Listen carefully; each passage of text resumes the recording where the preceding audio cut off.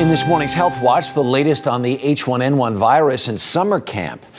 Younger people appear to be especially vulnerable to this flu, which is of great concern to many who run the camps. And our Dr. Jennifer Ashton is here with more. Good morning. Good morning, Harry. While most summer camp injuries can be fixed with a Band-Aid and some rest, camps around the nation this year are experiencing a new health challenge, the H1N1 virus. At Blue Star Camp in North Carolina, 13-year-old Nikki Jaffe experienced something more than homesickness this year.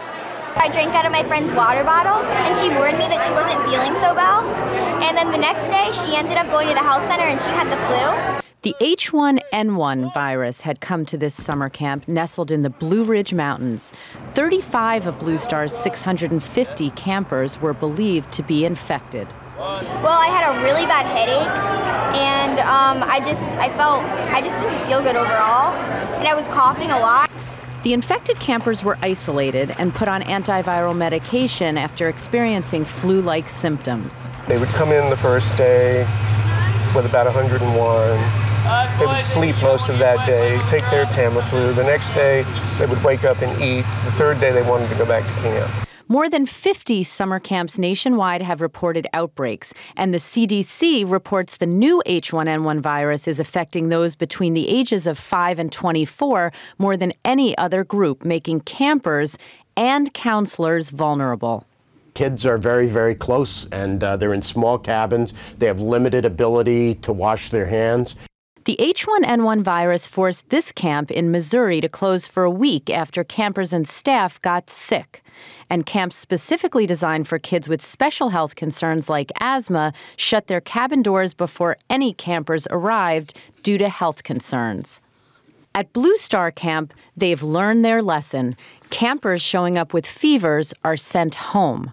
And for campers like 8-year-old Mason Redler, the message is have fun, but be careful.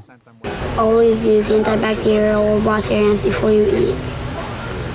Are you going to be careful, Mason? I'll try my best.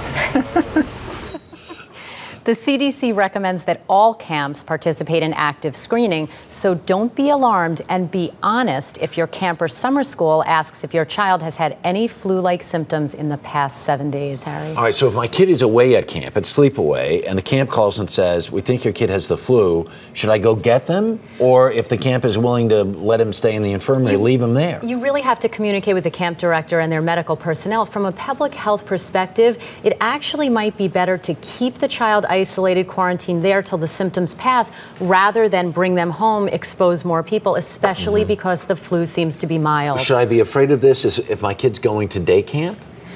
No more than you were at the end of school year or that you'll be in the fall. Basic precautions apply. It's highly contagious but mild. Right. On the other end of that, this whole notion that some people are wanting their kids to be exposed or want to be exposed in hopes that it helps develop immunity? Right. I don't think we're seeing H1N1 parties yet, but the immune principle applies. If you get it now, you tend to be protected and possibly for the fall. These kids may get sick at camp. They may end up being lucky. Lucky right. break. All right, Dr. Jennifer Ashton, thanks.